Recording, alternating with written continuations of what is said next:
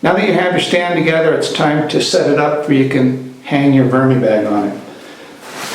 And the straps of the Vermi-Bag are going to come over to the corners. You want them to pull towards the corner, the very far corner. So we need to support these straps right at this location right here, out away from the leg. Now there's two options. One of them's pretty easy, the other one's a little bit harder, but the one that's a little bit harder is actually better. The easy solution is to get 4 of these open eyelet lag screws. Now you can take these lag screws and put them about an inch down here and angle them slightly up. Again, they're angling towards this corner. So if you put it right, it has to actually come in on this side of the leg. If you had a 2x4, it'd be quite a ways over onto the leg. It's angling for that corner. So you put 4 of these, one in each one of the corners, and screw it all the way in completely tight. And then once it's in, each of these straps will hook on it. And it's best to kind of leave it at an angle like that. And even though it's open, the bag has weight on it. It's not going to fall off. It's going to be held tight like that. And it'll work fine. But again, the Vermi-Max is really heavy, so I feel a lot more comfortable putting something a little bit more permanent, a little stronger. And actually, if you notice that it's crumpling up the strap a little bit here because this is a rounded corner, I need something flat. So the second option is if you go to Home Depot or Lowe's, they have 1/4 inch rod, just a plain old steel rod, 1/4 inch. And I cut these rods with a hacksaw to 7 inches. And 7 inches will get you right across from that side to this side. And then the strap will sit perfectly straight on the rod once it's in. What we need to do is drill a hole just about a 1/2 inch down from the top on each side here at that angle. So that's what I'm going to do on this one. So in order to do that, I set the rod up where it's just cleared, just barely clearing this section where the 2x3 is, because again that strap has to go over the top of this. And I take a pencil and I mark it there, and I mark it here. So now I know I have lines here where the rod's going to go through, and I have lines here where the rod's going to go through. So now I need to drill a hole right here, through here, and then come back from the other side. I'll put the rod through here actually, for it'll hit on the spot there, and then drill a hole the other side. Now what's real handy to have on this is a drill that has a level, if you happen to have one that has a level, because it's important when you're drilling here that you don't tip it upwards or downwards. You have to be drilling straight across. So I'm going to mark each of these, a width of the rod about a 1/2 inch down where I want to drill it, and a 1/2 inch down here where I want to drill it. So again, I have these lines up on top. That's telling me where the hole has to come through at. So I'll try and get the camera set up a little differently so you can see this. Okay, so here's the marks. This rod's going to come across through here,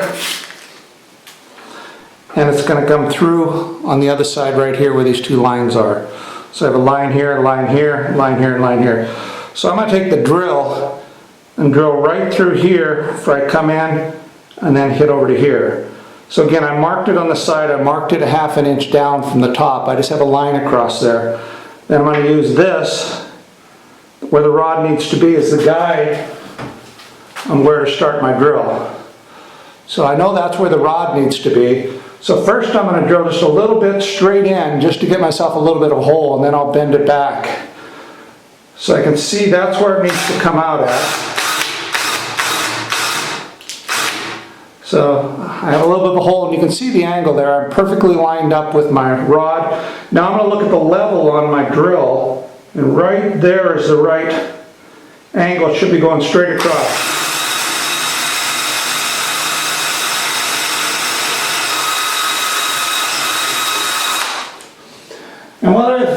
didn't mention is, prior to doing this, I grabbed a piece of scrap wood and I drilled some holes in it to find out what size drill I needed to do. And these were the different holes, and a couple of them they barely fit through, but I finally found one where the rod will actually fit through it and actually slide back and forth pretty easily.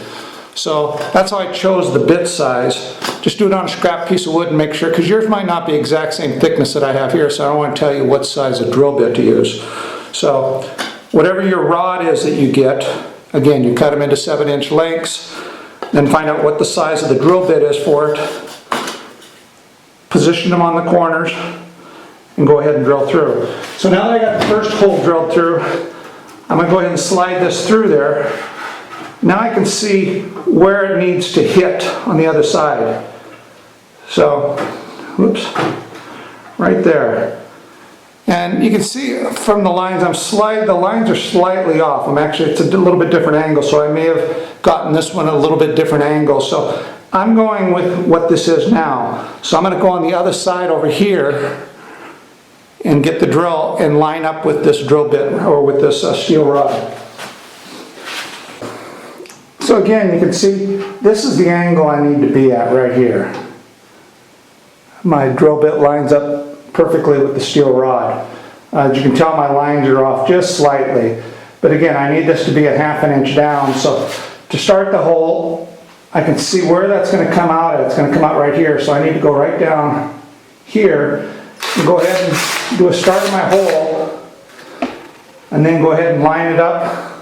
And you can see that it's lined up now at that point right there. I check my level, make sure I'm going level across.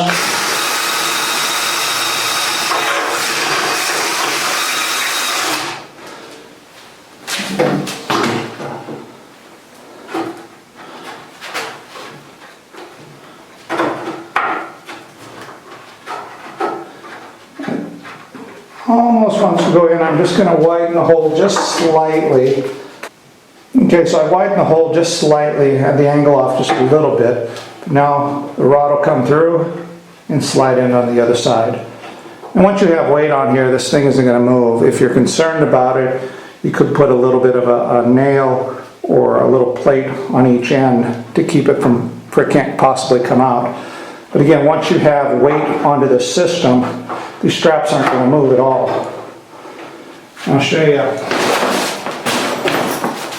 So how it's going to work, loosen up, you'll have your strap, place it like that, slide it halfway through on the hole, and you got a perfect fit. The bag laying directly up at the corner. You can slide along this here to adjust depending on the width. If you made the width of the stand a little bit larger, smaller, so there's a little bit of flexibility on it. But it supports the bag perfectly. It's exactly the way it's designed, and I would probably paint these with a little bit of paint before you put them on, just for they don't, since there's no treatment at all on these. So just paint them black and then slide them in there and hook it up. So I'm going to go around now and go ahead and drill the other 4 holes, and I'll show you what it looks like when I get done.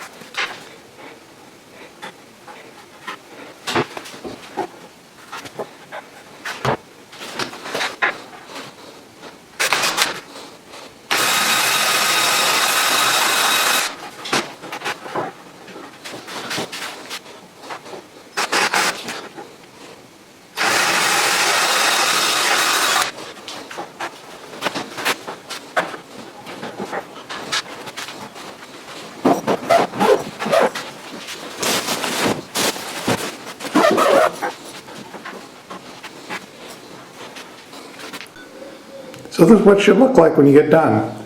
You have 4 corners that are supported perfectly with the bar crossed. It distributes the weight equally to each of the corners. And if you do need to pull the bag off at a later time, once you take a little bit of the weight off the bag, you'll be able to slide those bars out and either put a new bag in if you had to take it off for some reason. Once you've finished making your wooden stand, there's one final option that you might want to think about, and that's putting a rolling base underneath it. Having a rolling base is really nice because you can move the stand around your garage. You can also rotate the stand if you want to harvest it, because for the Vermi-Bags it's easier to harvest them from the back side. And it just makes it more convenient moving the stand around. It's not fixed in one spot, especially when this bag is full, because it's going to weigh about 400 pounds. So what you're going to need is a piece of 3/4 inch plywood.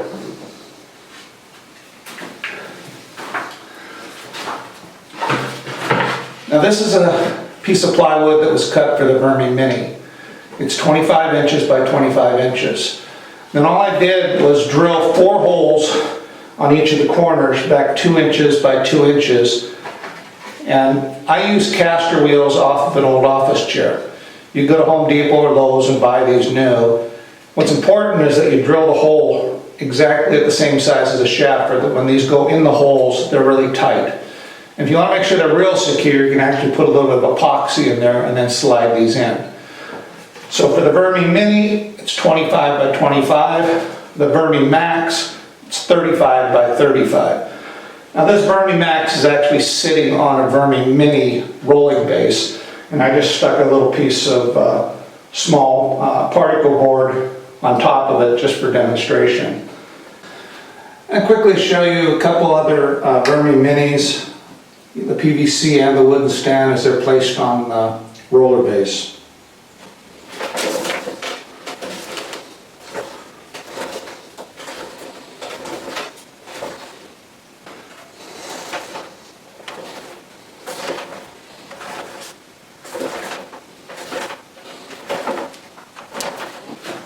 So that's it, folks. Wooden stand for either the Vermi Max or the Vermi Mini, and possibly a rolling base to put underneath it. So from VermiBag Tutorials, till next time, ciao.